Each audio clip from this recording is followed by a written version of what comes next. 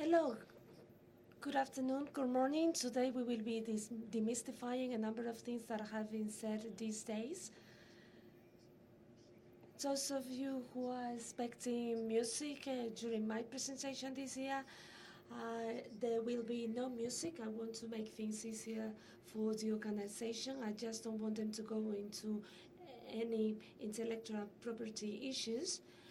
And even if we like the offensive side a lot, and I've been talking about the offensive side a lot, I also would like to focus on the defensive side. So it is also very important to learn more about the technology and to see the level of progress so far. As Roman mentioned on day one, apparently, well, most of the rooted budget this year goes to the room, which is allocated to this room. So you may notice that in the headrest of your chairs, you have a system similar to that of the Matrix, so that we can inject them as much knowledge as possible over an hour. That is to say, the knowledge associated with the knowledge sharing. So I hope that you had a strong coffee, anything that you need to survive the next hour. So we will be here, the 900 of us in this room, and because we will be here for an hour, 900 people, so hopefully this will help you optimize your knowledge. It's knowledge about a protocol which seems to become really fashionable very soon now. So first of all, we will see of how we made it to where we are. We will be talking about messaging communication. Later on, I'll give you a brief introduction about crypto that will give you the context for the second part of my presentation, and then we will focus on signal protocol and the different components of it. We'd like you to start hearing about the X3 HD of Hirvi Delman, and then the double Ratchet, etc. And at the end of my presentation, we will look at what happened in January, where on the news we saw the backdoor or the vulnerability of the future of WhatsApp. And who took us there? If we had to put a face to someone related to secure communication, what face would that be? Pop it up. So we are all in agreement. And if we talk about crypto, whose face is that? Okay, Alice and Bob. Alice and Bob, having recently concerns about quantic cryptography, let us see where it takes us, but we are still not there. I guess that you attended other RootedCon editions and other conferences where there have been talks and presentation about WhatsApp. The situation is as follows. This is what WhatsApp asked us to do, find the X, and I said, well, the X is already there. As simple as that. The security that we had in WhatsApp in terms of encryption was nothing at the beginning, then RC4 that you could obtain with the password, and you associated with it, that was the level of technology and the security that we had.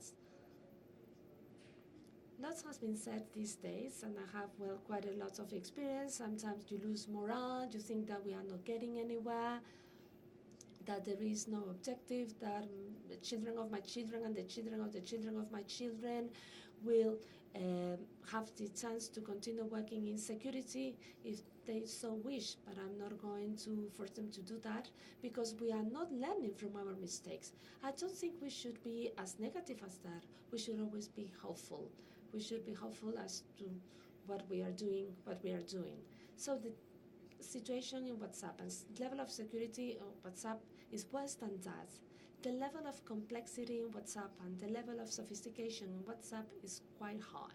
So we should bear that in mind. Also important,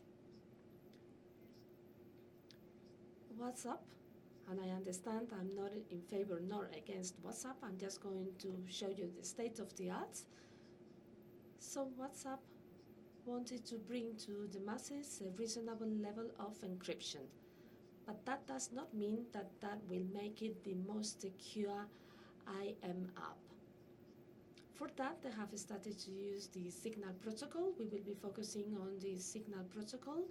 They started to use it at the end of last year, March. They also use noise protocol, and that does not mean, well, we will be focusing on end-to-end encryption, but that doesn't mean that there are no issues that we should be concerned about. We are using servers, messages go through servers, and servers are well aware of the origin, the destination, the users exchanging messages. They also know how often messages are exchanged. Also, we know the issues, security issues associated to SMS's messages, and also, well, the problem of stealing concepts.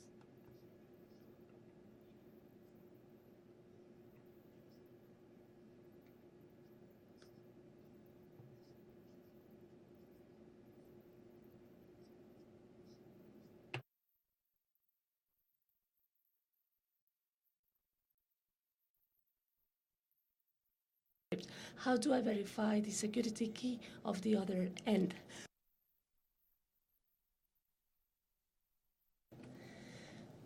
So we will verify it through another channel. The Signal protocol is very much related to that. And actually, you know what animal is that? So I need you to pop it out. Axolotl in English.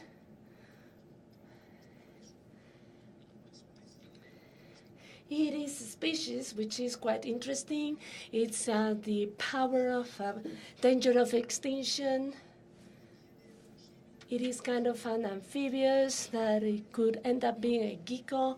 It's like a fish with feet, and also very good at self-regeneration. And that's why we have chosen it for our presentation.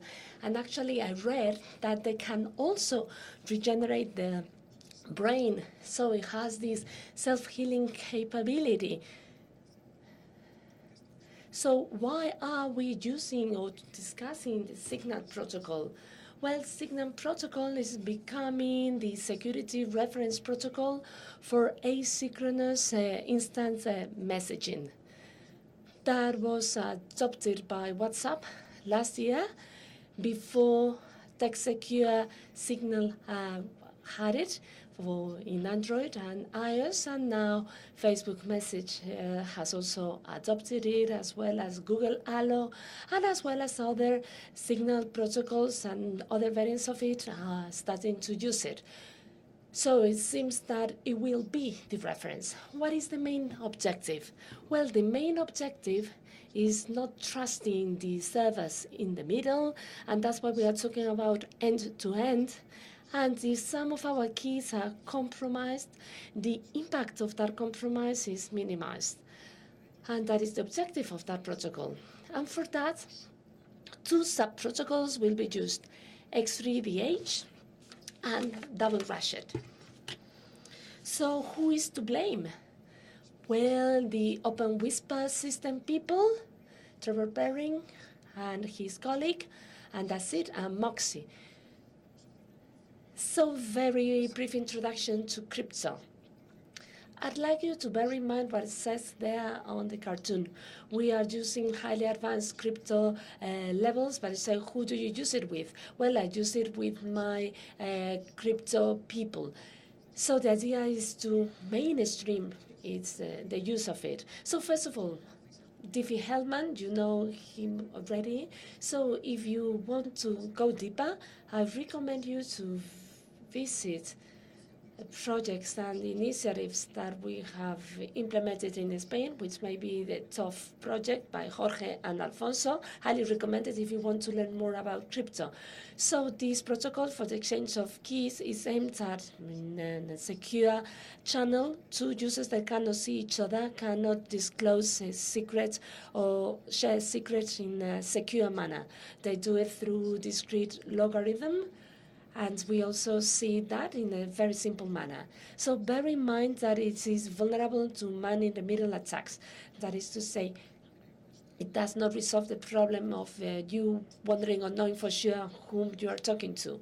Alice and Bob reach an agreement about a number which is ideally would be above 1024 bits, and then they choose a secret. Alice chooses secret A, Bob chooses secret B, and Alice uses this number, prime number, and then the root component, and then they generate a public component which shows in capital letters, and they exchange A and B.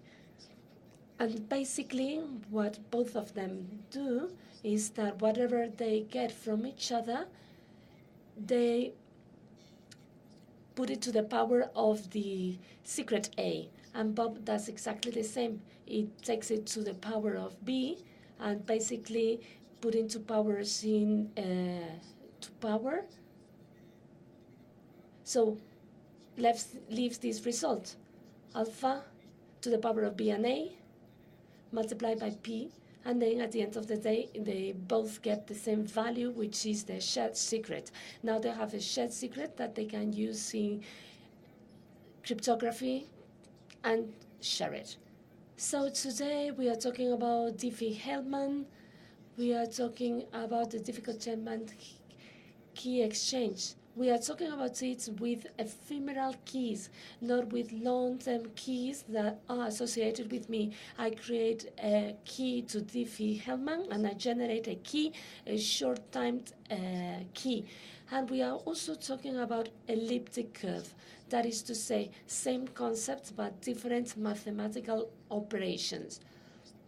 So we are basically talking about the same thing in elliptic curve. I generate a secret and a key, private key for me to exchange information.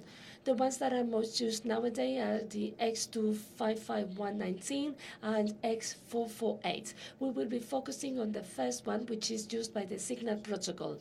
So the second one is more robust, also slower. That's why we decided on the first one.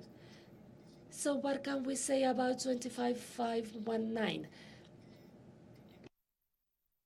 It is important to differentiate. When we talk about the actual curve, we are talking about the mathematical curve that we use for our mathematical operation. And when we talk about the X and the number, we are talking about the exchange protocol. So bear in mind that we are all the time talking about 32 bytes, 256 bits. So we will be all the time handling secrets and private keys of that size when they are small, 32 bytes. So the secret will be used to authenticate and to encrypt messages. What are the advantages of 25519? The advantage of it is it being really fast. You may see that on mobile devices or in CPUs, it goes really, really fast in generating keys, referring keys, and making calculations. And this is the curve that is being used, the reference to the prime number, 2 to the power of 255 minus 19, and with the base points equaling 9. So the use of elliptic curve in Diffie-Hellman does not resolve the initial problem of man-in-the-middle attacks that we mentioned before. And what does it look like? Well, no changes. We have the two ends, Alice and Bob. They generate the secret parts with the curve, and the point base, they generate the public key. They exchange the public key. And again, we have this transitive property where the curve of my secret with the curve of his secret equals the curve of his secret with the curve of my secret. So at the end of the day, both end up in the same secret, having the same secret. So this is just the introduction. So I hope that you are ready for what comes next. Now, in terms of crypto properties. So these are the properties that we want to have. First of all, forward secrecy, then plausible denial, So I can go and say that I didn't send out anything. And then future secrecy. What is forward secrecy? Well, you will be getting this presentation if you want to dwell on that. But if you are, for instance, at this point in time, if someone compromises my keys, I just don't want that person to capture my private traffic and then to decrypt, decrypt all that private traffic. And what else can we say?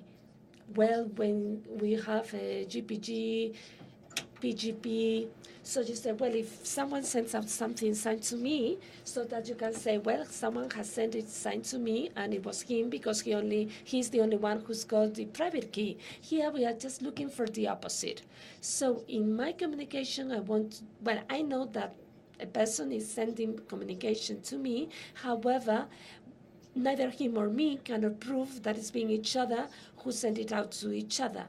So I cannot really go and say, well, yes, this came from RAUL. So we want the information that we exchange is more ephemeral. So this is basically about denying that I generated that. So this is about the use of ephemeral keys because the key that we refer is owned by both Bob and Alice. So Bob could sign something and may look like if it came from Alice. So actually he cannot say that that comes from Alice because he generated it because both are using the same key to generate that content from the viewpoints of encrypting it and from signing it. And then future secrecy, which is just the opposite of forward secrecy. Basically, it's as follows. If someone compromises me right now, that's why we have the axolotls. If someone compromises my keys, I just don't want this person to be able to encrypt all my traffic in the future. And that's why we have Diffie-Hellman now. And if you have seen mentions, forward secrecy comes from the protocol of silent cycle known as SKIN, and future secrecy comes from OTR of the record that I'm sure that you use it with Message Instant and Java, etc. So bear that in mind because we are not reinventing the wheel. So it means that someone had protocols before, well, we had existing protocols, and now we are mixing those protocols. Let us start with the protocol that allows us to establish encrypted, secure, asynchronous function. And then we will integrate it with double Ratchet. This is the triple Diffie-Hellman. So here, if you count, you can see 4 Diffie-Hellmans, but this dotted line is optional. What is this protocol aimed at? It is that Diffie-Hellman with or without elliptic curve aimed at exchanging keys. The objective of the protocol is that I speak or Alice talks to Bob and then they end up having a shared secret to authenticate the traffic and to encrypt the traffic. So the protocol will be based on the public and private keys of each end. It will give us all the properties that we mentioned before, together with the second protocol, the double Ratchet. And we want to establish a shared secrets in asynchronous environments. So that means that I want to establish a shared secret with another user, even if the user is not online. Alice wants to talk to Bob. Bob has his phone off, but despite that, Alice wants to establish that secure asynchronous channel to start exchanging messages in instant messaging. Well, this is the concept underlying this design. Well, the first thing that we find here is the egg and the chicken situation. So if I have to exchange a key to talk to you, but you are not there because you are offline, how can we exchange our keys? Therefore, I cannot send out a message because I cannot encrypt it with that key so that you read it later on. Well, they fixed it in a very simple manner. They did it by using a cache. Basically, a user, which is very part of the service, will publish a number of keys prior to the communication. They refer to the name as pre-keys, and they are single-use pre-keys, and they are left on the WhatsApp server. So whenever the user wants to talk to me, we'll use one of these pre-keys, even if I'm offline, and then the user will start the process. Of the secret that will be shared by the two of us. So this very first exchange of messages creates the encrypted session. So when Alice talks to Bob and they exchange messages and they establish that encrypted session, that is for life. When I say for life, I mean up until Alice or Bob reinstall the application or change the mobile device. But still that, what I mean is that it stays for quite some time. We need a server to input our keys. In this case, we have the WhatsApp servers. And for you to have a feel about the algorithms that are being used, on the one hand, we have the extended use of curve X25519, hash will be SHA-256. And in some algorithms for keys, string fixed text is being used, and different values will be given to it. Now let us move on to the most entertaining parts. Let us see how this works, step by step. So Bob comes and says, because I'm part of this communication ecosystem, I'm going to upload my keys to the server. And then Alice, when she wants to talk to Bob, gets the keys from the server, and then this X3DH process starts. That set of keys is known as the pre-key bundle. So this is the set of initial keys. So far, so good. Let's go for it. We have Alice and Bob. What will differentiate Alice from Bob? First of all, their identity key. This ID key is a couple of keys, public and private, associated between them. So remember, 32 bytes. Bob generates his key, sends it to the server, and then when SILES wants to talk to Bob, gets the key from the server. If Alice wanted to talk to Bob, she will send out the traffic encrypted with her key, and that would be it. That would be the simplified model of what we want to get. Well, the problem is that there is no forward secrecy, no future secrecy, no plausible denial. We don't have any of those properties. So therefore, now we will start adding components to that mechanism to improve it. And please remember, the Diffie-Hellman or elliptic curve system is TOEFL. That is to say, trust on first use. It is like SSH. The first time that I talk to you, that I speak with you, I want to confirm, I want to make sure that I'm talking to you. So therefore, what do we get from IK? IK allows us to identify the other user.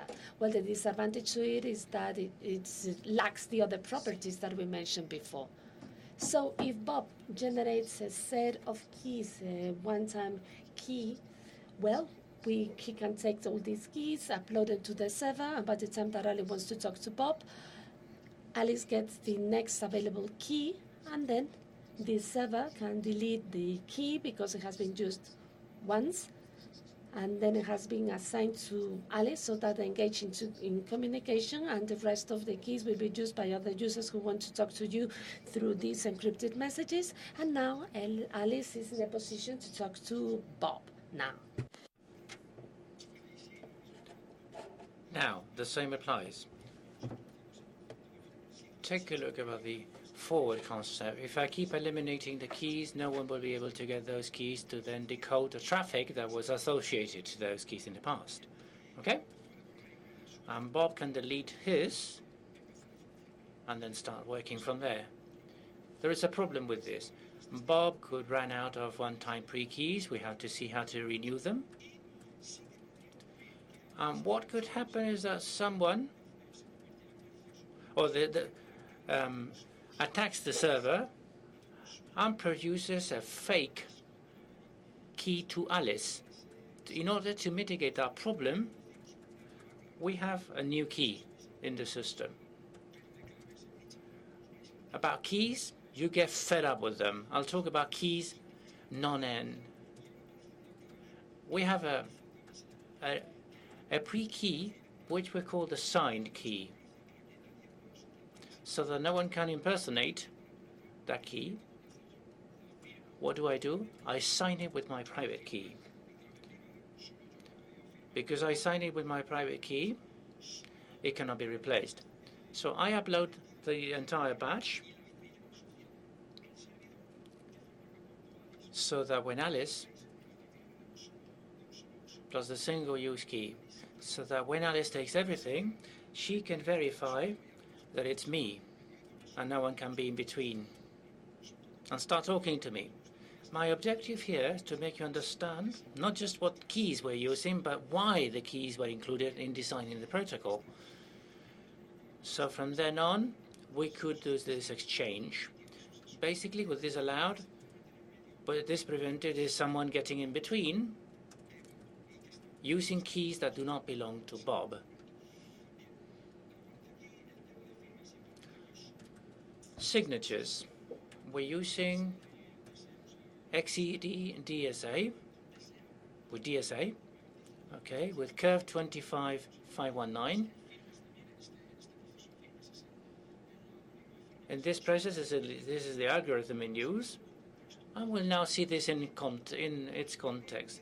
Bob has his key, his identity key. He signs one with the other, and that is sent to the server.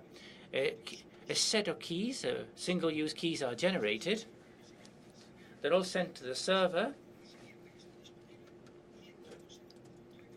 and that set of keys is what we call the pre-key bundle, each one identified by its values. What will Alice do? Alice must have an identity key, identifying her, of course. She creates an ephemeral key, a temporary key that she will use for this exchange process. And now we combine all those keys in the diagram we saw before with 3 or 4. This is the pre-key bundle for Bob. Identity, signature, and single use. These are the keys from Alice, identity and an ephemeral one. And we do 1, 2, 3, and if there is a single use key, a 4th Diffie-Hellman. Because they were used at the server, there's none left. We would lose some of the properties we were looking for, but nothing too significant. With that calculation, there is a secret that can be shared. As we talked before, this is now applied to more keys so that we achieve those cryptographic properties. There is forward secrecy for this because this is ephemeral, an ephemeral key. It is not related to us by any means. Alice's identity key allows Bob to know that he is indeed talking to Alice and the other way around. She knows that she is talking to Bob. The signature key prevents anyone getting in between, injecting keys that don't belong to any of the two users. And the single-use key, the ephemeral key, is what gives me the most perfect forward secrecy, so to say. Okay? So with all that, we get to the secret. This allows me to use encoding. The first two give me mutual authentication with the identity keys. The other ones give me basically forward secrecy. How do you calculate the secret? In a very simple way. You take a function to derive keys, and you do the 4 Diffie-Hellman, you get the output, you get a larger number of bytes, and the derivation function gives me a secret, which is 32 bytes. And now, once Alice has the secret, what she can do is the output from each DH she can forget about. She doesn't need it anymore. And the ephemeral key, she doesn't need it anymore either, the private part. This is the derivation function for the keys. Here you have all the details. It's an HMAC based key derivation function. Nothing especially relevant. We don't have the time to go into the details. Anyway, in the first message that Alice sends to Bob, she will need to send all the pieces of information so that Bob can do the same thing, so that he can apply the same exchange and then derive the same secret. Okay? So what does she need to send? The identity key. Well, any exchange of keys is from the public side. Of course, they have the private part for themselves. So they send their identity key. She sends the ephemeral key. She sends an ID so that Bob knows which one was given to her by the server so that he can check it in his list. And remember this one.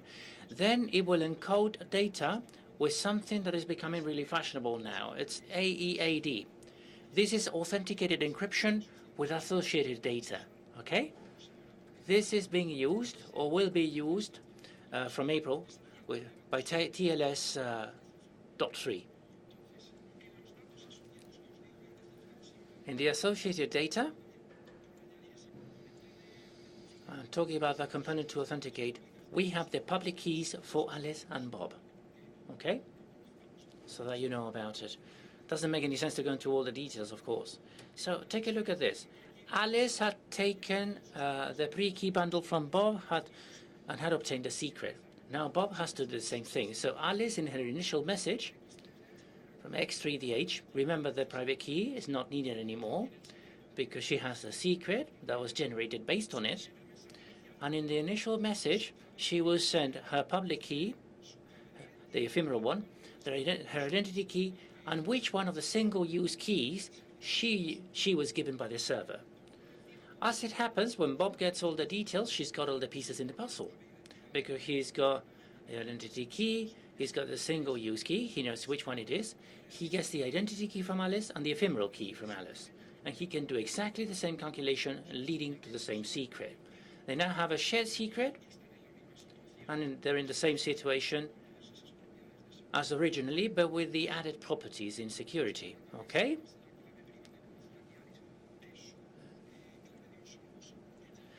He's not going to be needing the private part of a single-use key, so we get more forward secrecy. If we don't have the secret or the private key moving around, no one can steal it to decode my past traffic. So far, so good. Same associated set of data, and the rest is exactly the same. There's nothing special. So we have completed our protocol, X3DH. Is it okay until then? They now have a secret. This is just to have a secret between the two of them. Perfect. Any questions you might have? Well, they would need to buy their identity beforehand. The server might run out of single-use keys or reuse keys, something that is not advisable. Clients should not accept the same single-use key in more than one occasion. So a number of questions that are necessary for implementation to be correct. Perfect. And then the signature, the pre-signed key is submitted. If someone steals the ID key, that's it. Game over. Okay? We now move on to the second protocol, which will then be combined, the double ratchet protocol. I asked around. I didn't know as much about cryptography before, so I got in touch with people who know a lot about this. I got in touch with the experts, and I asked them, do we have a translation for this terminology, double ratchet in Spanish? It seemed that there was nothing. So I just translated it for doble carraca. It sounds really cool. We have two carracas moving. So I sent a tweet, and Julio said, how about trinquete? So I went to the Spanish dictionary, and I realized that it was only the green flap blocking the cog from moving in the other way around. And then Santiago and Guillermo said, how about engranaje? No, engranaje is only the cog, but the cog can rotate one way or another, okay? It is important that we remember this, because this is the goal for the algorithm. We will have two carracas, a double ratchet that will move in one direction and cannot come back in the opposite direction. They can only move in one direction. deriving keys. Okay?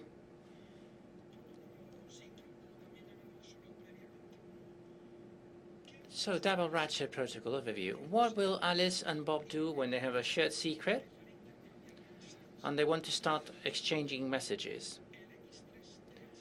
X3DH gave us a shared secret for an encoded session in the long term, but what double ratchet wants is exactly the opposite. The exchange of messages in a very short term where the keys are renewed very quickly. As you will see towards the end, we will have a key for each message exchanged, a different key. That is the ultimate goal of this protocol. So they will combine a Digi-Hellman double ratchet with a symmetric double ratchet. This is what we will see. Both of them have a secret, and Alice can send messages to Bob with a secret. Remember that, okay? That is the ultimate goal. We will see now how to implement this. It's a bit more complex. To set it up, we use two ratchets. One, a DH ratchet, which gives me future secrecy, and a symmetric ratchet, or a hash or immediate KDF, which gives me perfect or optimal forward secrecy. Okay? Remember what we saw before. With OTR, in Diffie-Hellman, we have future secrecy. With SCIM, or a symmetric ratchet, we have forward secrecy. With double ratchet, we have everything. If someone gets into my system and cannot compromise my keys, this is post-compromise security. To what extent you can keep security once you have been compromised, okay? Right, properties, very quickly. What they will do is generate a key for each message they exchange. This is the ultimate goal. And obviously the impossibility of knowing future keys from past keys. They will exchange the current Diffie-Hellman key, ensuring future secrecy, and then being more robust in all senses. An essential element with this double ratchet protocol is how to derive keys from other keys. For that, we use key derivation functions.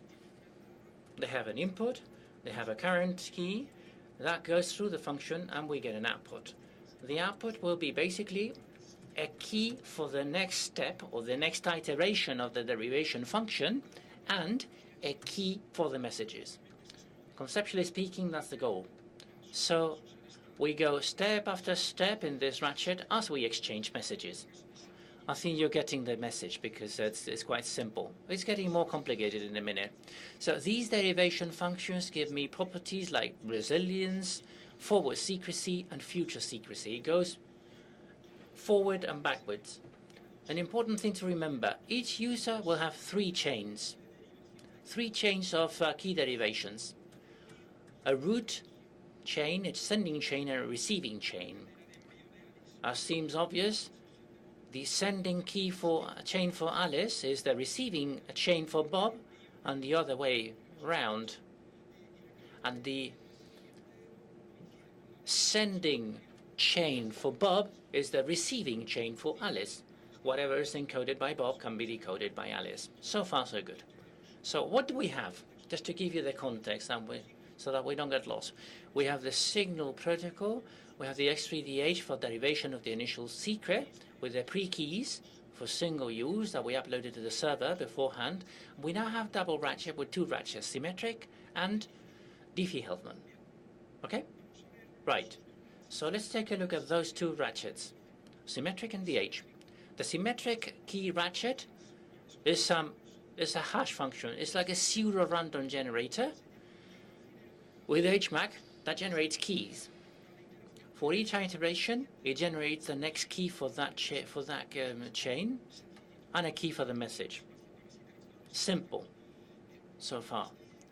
Now, this ratchet has a problem.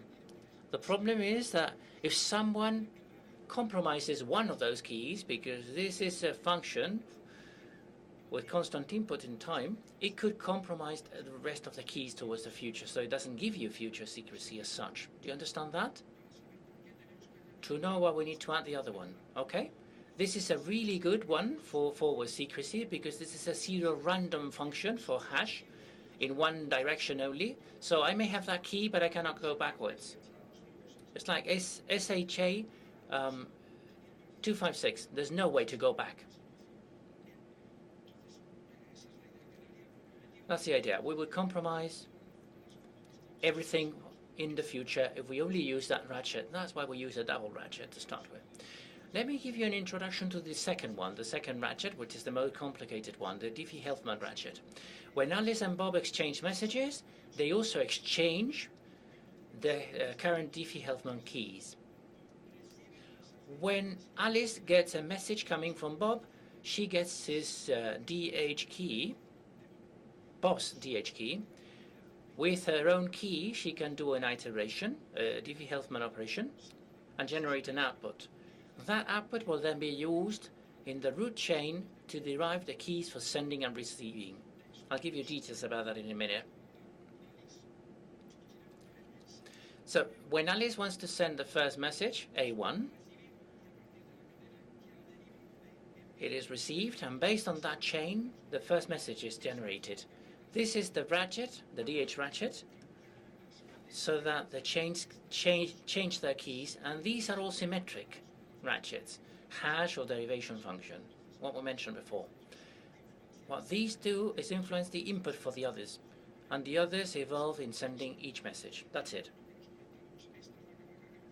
This is the ratchet we saw before with the derivation function for the keys. So take a look at the situation. Each user, Alice and Bob, starts exchanging messages with the other. In each message, they send the current DH public key, so the other user knows about it. When the other user receives it, if it's new, they do an iteration, generating a new set of keys that are different from the previous ones. That is the objective. So they have the DH key, they send it as part of the message, they allow the other user to do an iteration, and as part of that iteration, a new key is generated, and an output is produced. Perfect so far.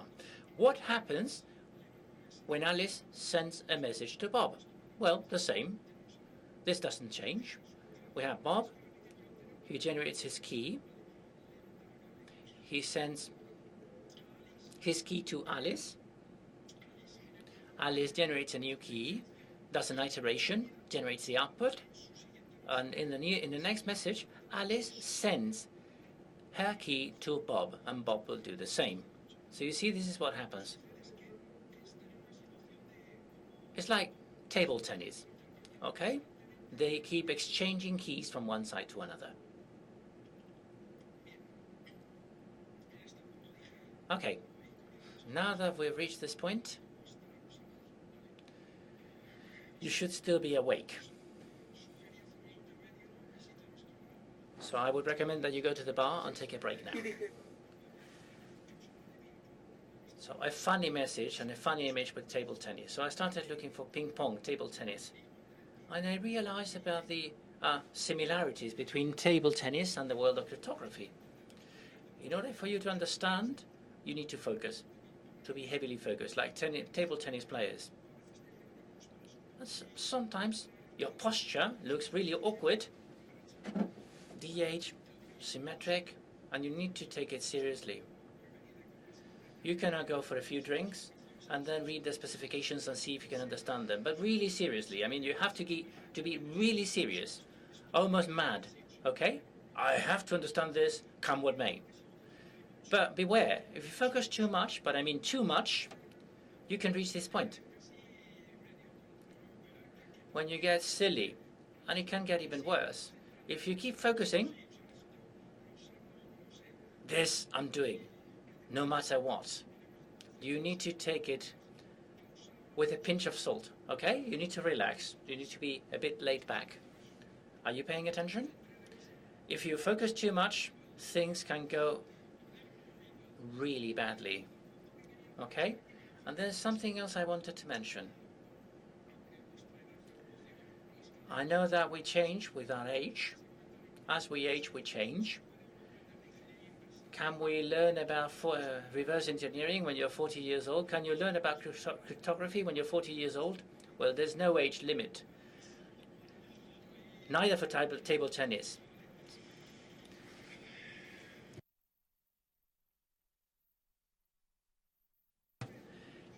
It seemed to me, I saw something yesterday I didn't like.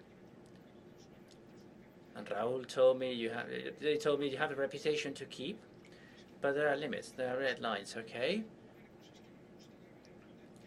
I saw things I didn't like. People take table tennis or cryptography in an unusual way. Let us not assume that we know everything. We need to be humble, okay? So be careful who we play table tennis with. And then when we talk about cryptography, people may be interested in cryptography and they may be expert players in table tennis. And they take it quite seriously. I don't know if they use the right tools. I mean, that instrument that Obama is using, well, I guess there were others in that place, but they celebrate the victories in a very clear way. It seems they're having a good time anyway. And they get focused. They really focus on cryptography and table tennis. And you can find out whether there is a byte on that racket anyway. The similarities with table tennis. Okay, let's go to table tennis. Let's try and understand all of this DH ratchet that we have in front of us. Okay, a reminder after that break. Bob has his key, Alice has her key. Remember, Bob created his key, sent it to Alice. Alice uses that to do DH and get an output, okay, through one iteration.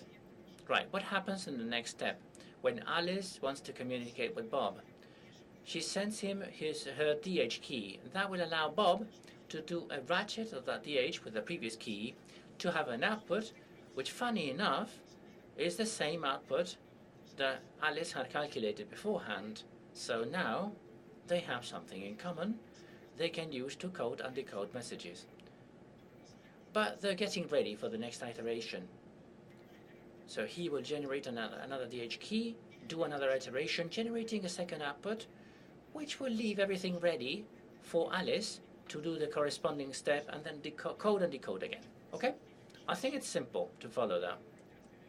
This is the iteration. In the next step, Bob sends his public key. Alice does an iteration of the previous DH, gets an output which coincides with the one from Bob.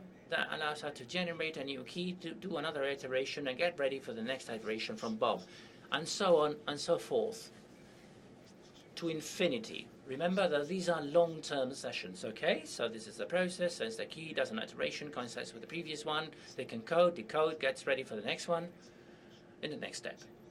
Right, you're getting the idea, yeah? Table tennis all over the place. In the DH ratchet. So what are these outputs? These outputs coming from the DH ratchet are not used to code and decode the messages. They are integrated in the chains. The DH outputs are used to derive, the sending key for Alice is the receiving key for Bob. Perfect. In the next iteration, we have the same. It keeps evolving. The next one for reception on Alice's side will be the one sent by Bob, and so on and so forth.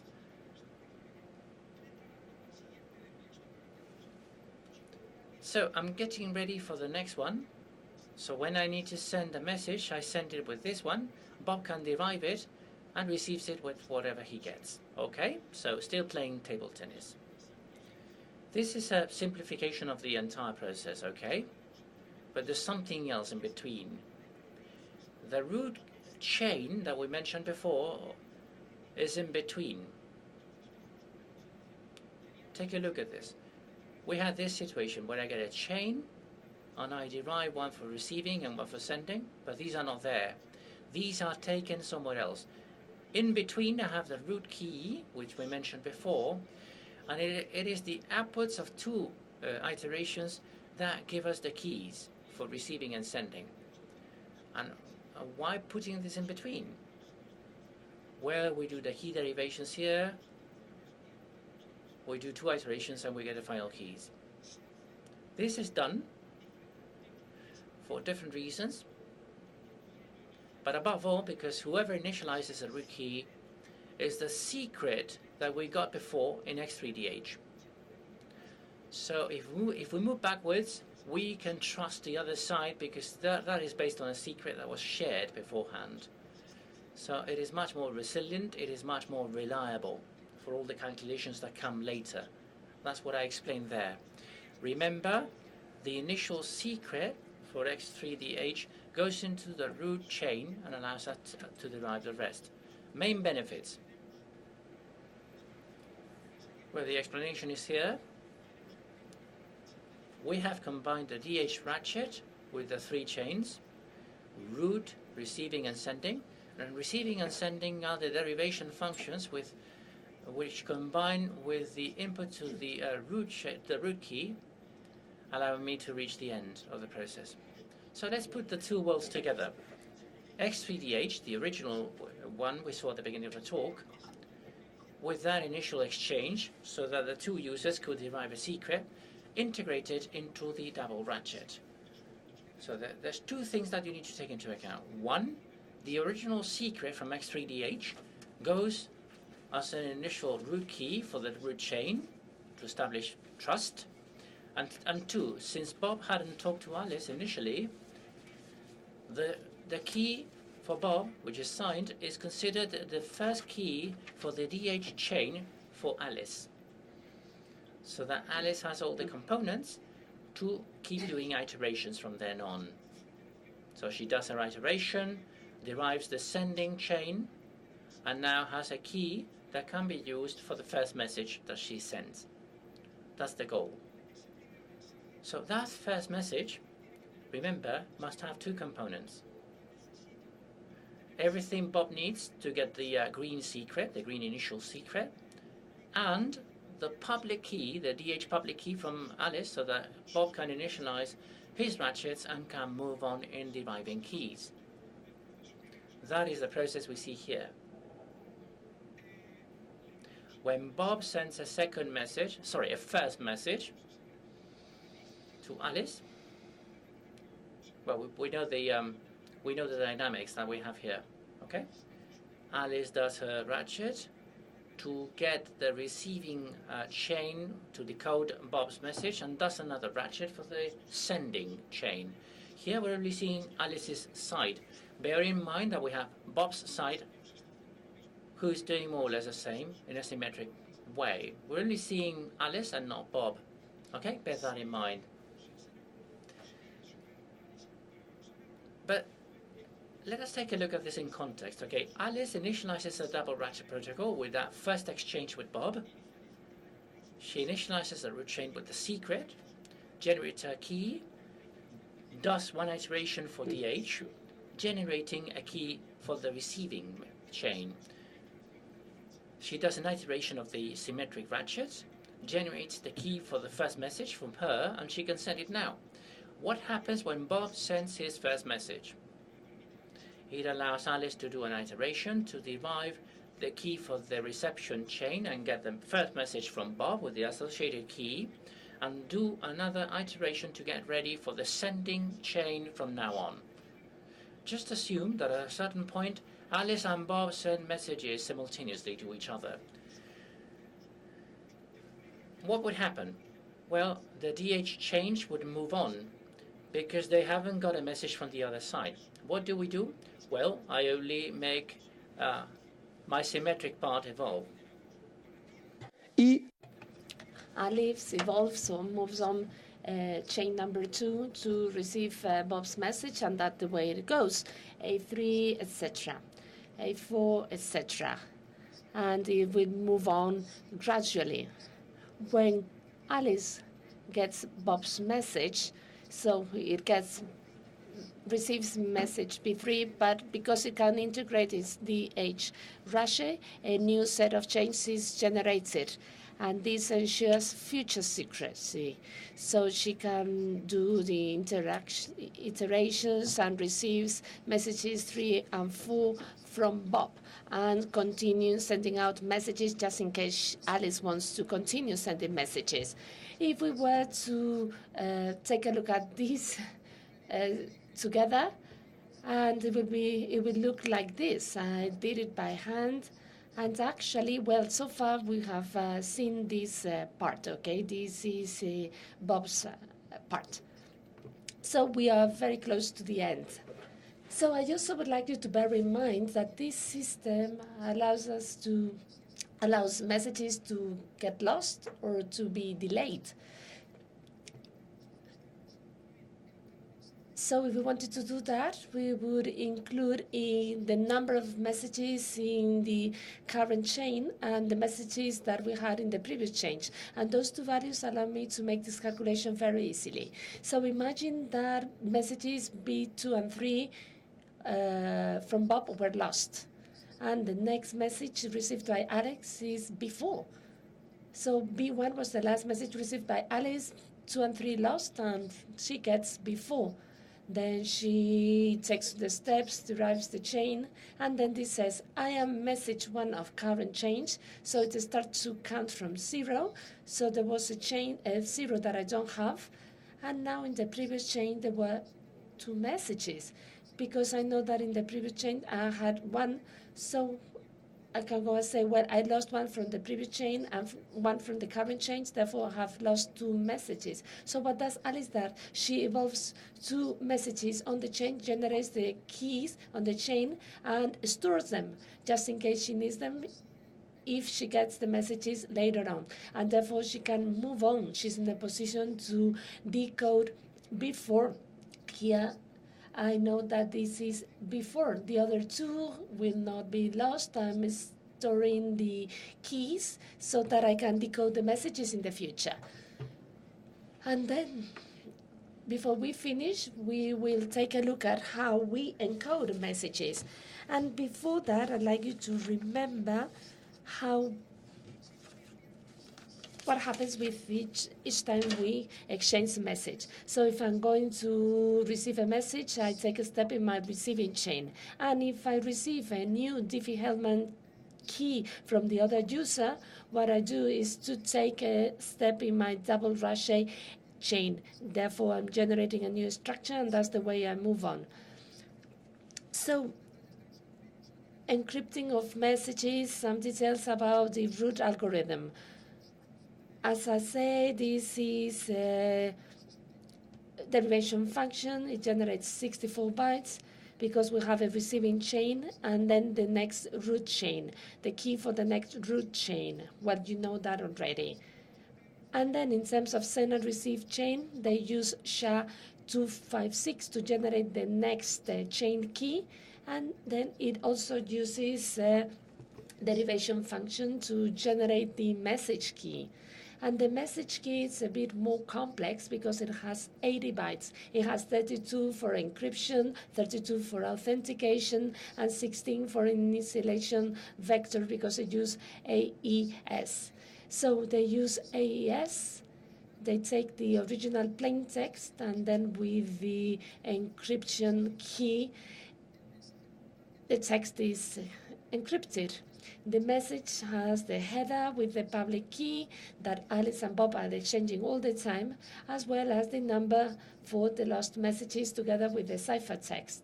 And so MAC authentication code is added to all that. It is based on a key and in the associated that we saw before, and the message. That is done for integrity reasons so that no one can change the messaging in the middle, in between. So this is how we close the loop of integrating all the elements. And bear in mind that if both have to exchange the messages, they will evolve, they will move forward in the exchange. And whenever there is an exchange of Diffie-Hellman keys exchange, then the chains move on, Diffie-Hellman chains move on. So 5 more minutes to tell you the following. So in January, The Guardian published a backdoor vulnerability bug or a feature on WhatsApp. We didn't know what they were talking. They didn't know what they were talking about. Perhaps it was not a bug; it was a feature.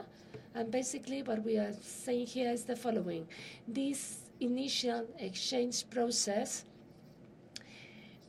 is vulnerable to man-in-the-middle attacks because of the Diffie-Hellman.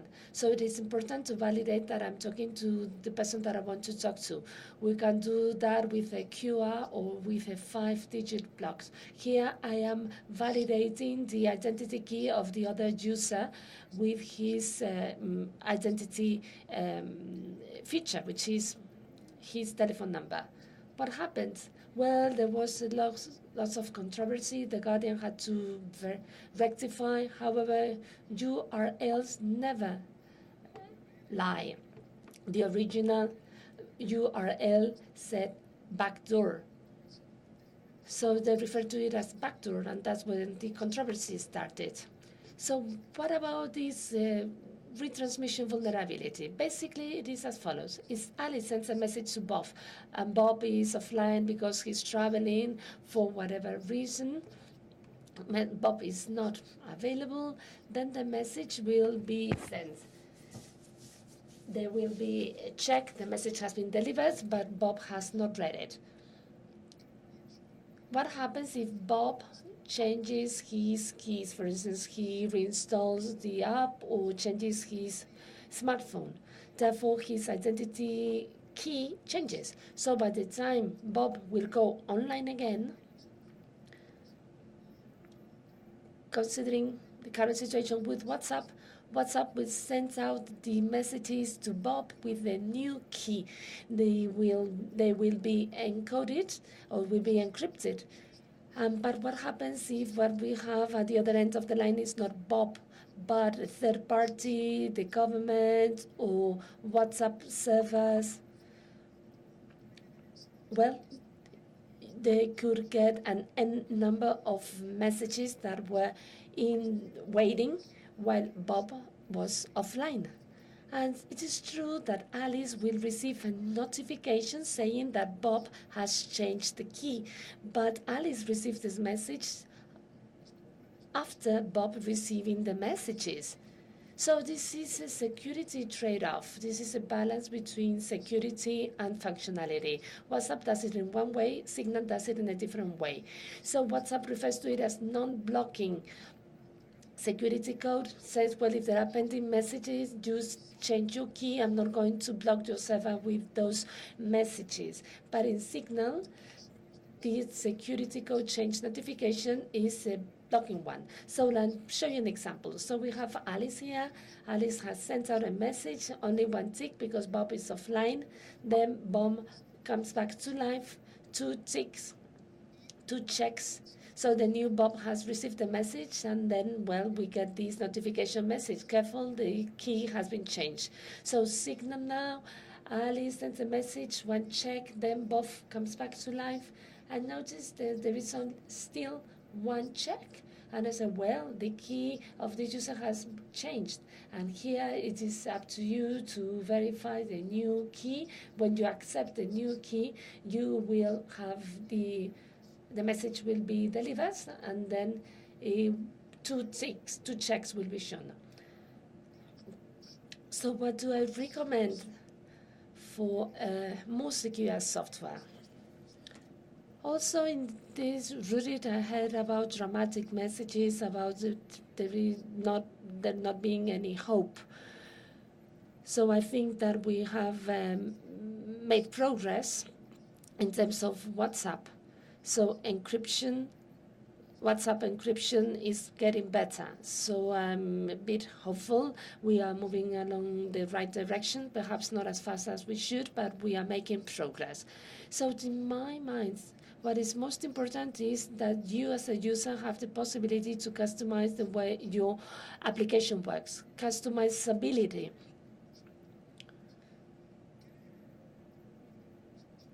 What's being argued about WhatsApp? If we had a secure instant messaging app, if we wanted a secure instant messaging app, How do we want it to be? Well, someone said that we would like it to be open source, but not only that. So you really want to make reproducible builds. So if I compile code, MDH5, MDH6, the hash that is generated at that time for the binary should be the same that of the binary that I download. So, but that is not enough. But as you actually go through the code of all that app, these apps are very, very complex. We may have that hope that the community will look into that code, but I think that will be complicated. And also very good to give the user the option, provide users with multiple security options. So basically, you want to have a menu asking you whether you want blocking or non-blocking, and then it's up to you to decide. And then the provider offers you opt-in or opt-out. So the user wants to have the option. And with this, we reach the end of the presentation. Is it clear? Yes, no, maybe? Well, I'm happy with yes and maybe answers. This is complex. Explaining all this in an hour, it's a complicated thing. And if not, we will get to something like this. There is no audio, but then it says, is it clear? So, yes, sir. It's been clear. Pity that audio is not working. So you know that I always like to finish with Spanish sayings. So it says, do not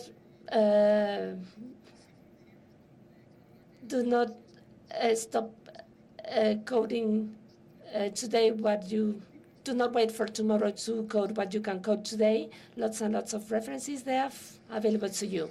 Thank you very much for your attention, and I hope that you liked it. Gracias.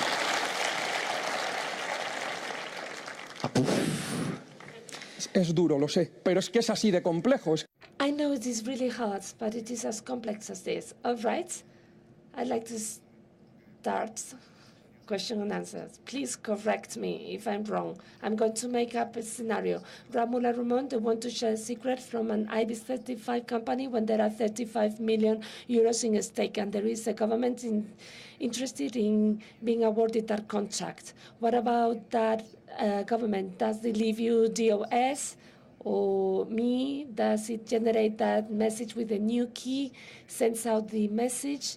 And I assume that with that Ratchet sequence, we move on. Can I stop you from receiving notification of saying that the keys have been changed? I'm thinking about this scenario. So we have moved on to a new key, and I also have control over the app on your device. For whatever reason, Fugel and FASAP are two organizations in my territory, and I am putting out a tender against the Spanish company in a third country. Okay? Give it a thought. Think about it. Well, it is important. What we have in here is end-to-end encryption. Basically, this protects the following. It protects any interception or attack to modify the traffic in the middle. But if one of the ends has been compromised, I have one of the ends. I briefly discussed that with Trevor. So they mentioned brief compromise in the specification, and I said, what is a brief compromise? Well, they understood it as following. One of your keys is compromised, so therefore the algorithm itself recovers. And I said, what happens if I committed a key? That's because I went into your device. I will be compromising that key and future keys. But if one end is compromised, you are just dead. Questions now?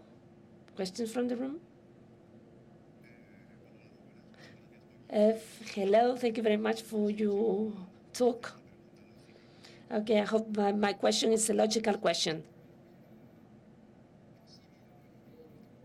Well, don't you worry if you cannot digest this information.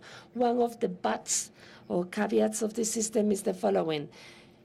In the first communication where the public key is sent, you are still blindly trusting that the person who sends out the key is the person he or she claims to be. Is the work, any work carrying out about system being based on blockchain technology and not that much in human trust? Well, I'm going to simplify this a lot. The initial problem of Diffie-Hellman, that is to say, I want to share a secret with you, and how do I know that it's you and not someone else? That ID verification that you do with QR of the code, that is done outside.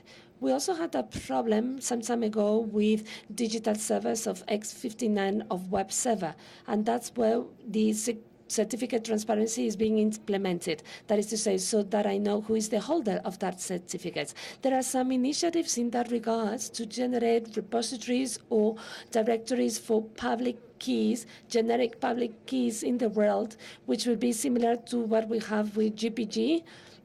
When you have your GPG, you publish it in Red Iris servers or whatever for people to use it. But remember the problem that we also have with GPG.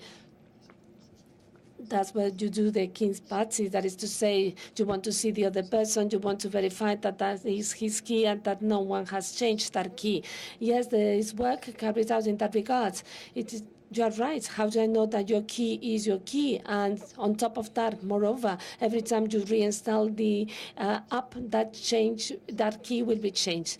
The secure model, it continues to be out of band. I call you, I read out the number, and you read out your number, because the number is made up by the identity keys of each of us, or we either see each other and we scan the QR codes.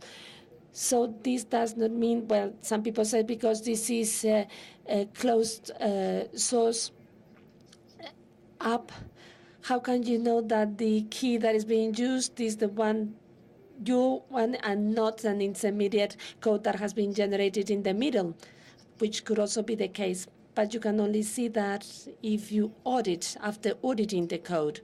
So thank you very much. Very interesting presentation. You've made a complex issue easy to follow. And I just would like to say that WhatsApp is included within the bug bounty of Facebook. So after this presentation, I encourage you to play around with it and to follow Piñalba steps. You will make lots of money. So everything is recorded, just to mention that to the human resources departments of the company where Luz works. So please stand up so that we can see you.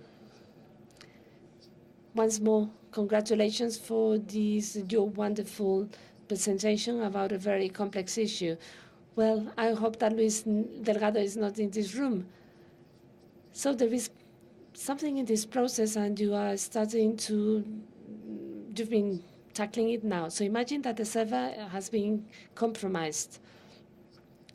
And often people do not have the show notification enabled, so that they will not see, they will not know that the key has been changed. In that scenario, simulating the man-in-the-middle attack, where we evidence that both telephones, every time they send out a message, it is like if they were reinstalling the WhatsApp or changing terminal. Is that possible?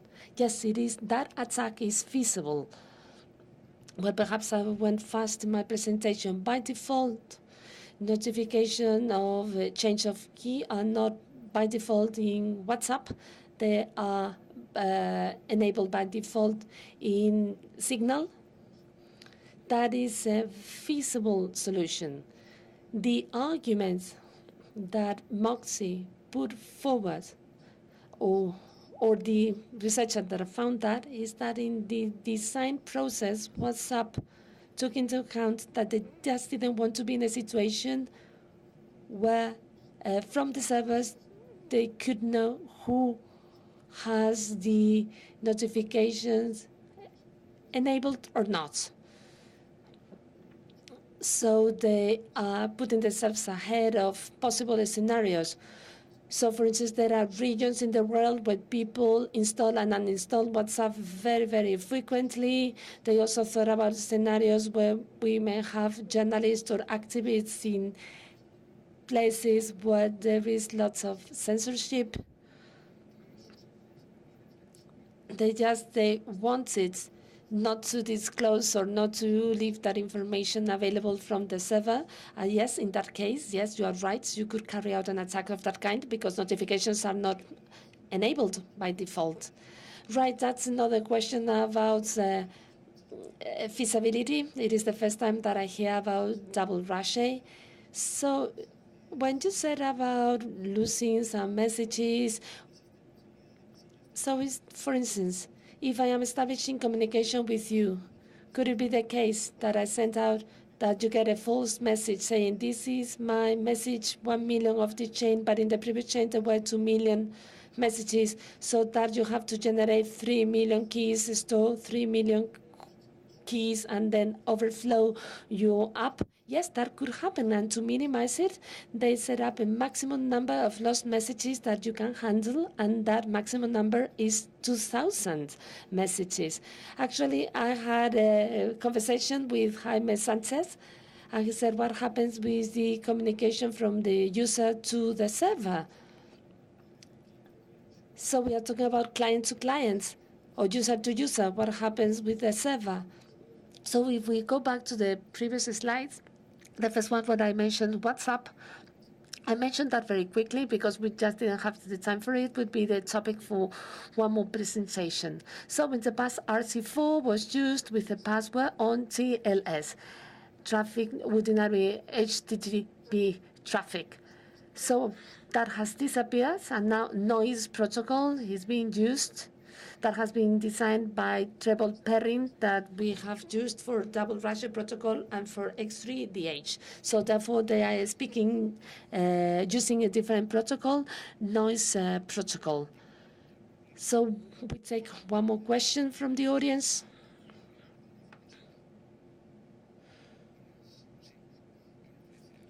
Congratulations for your presentation, and especially because of the graphs and the images. I did not read the text. Very well-structured presentation. I appreciate that. My question is, what's your opinion about Telegram? Second question, WhatsApp or Telegram? And the third one, to talk with your grandmother, did you install Signal to her, or you continue to communicate with her on WhatsApp? Well, I answered the last question. I just don't have WhatsApp. I never had WhatsApp. And it is not because of the end-to-end encryption, which I believe is quite good, but just because of my contacts. I just don't want my contacts to be stolen, and that's the reason why I don't have WhatsApp. I have Telegram because in another conference I could not help by habit, but I don't allow Telegram to steal my contacts. Well, sometimes I'm going to situations where I cannot contact people because I cannot access to my contacts, and then I have to ask the other person to contact me. I've learned how to live with that. I cannot really tell you much more about Telegram because I have not looked into it a lot. Well, there has been a bug bounty to see whether someone could break it. And the good thing is that the protocol is open so that we can look into it. And it's not only Telegram. There are other instant messaging apps out there. So now with WhatsApp and end-to-end encryption, the security has been strengthened quite a lot now. So if we go back to my second or third presentation where I show slide when I showed Snowden, so there is a link from Electronic Frontier Foundation where they carried out the first analysis of the 6 or 7 or top IM apps. And they say that they will continue with the study, and they want to compare each of these top IM apps. I know that they are going very slowly because that's lots and lots of work. All right, it's a very, very last question. Okay, you have the right not to answer. If you had to decide between feature back or backdoor, well, what was released, it was not backdoor. They just introduced backdoor. I think the government was behind that. I wouldn't say it was a backdoor. To my mind, that was a vulnerability. That vulnerability can be fixed if your business model is the one that WhatsApp says. You fix it by adding a configuration option where I can choose blocking versus non-blocking. I hope, Luis, you agree with me. So thank you very much, Raul.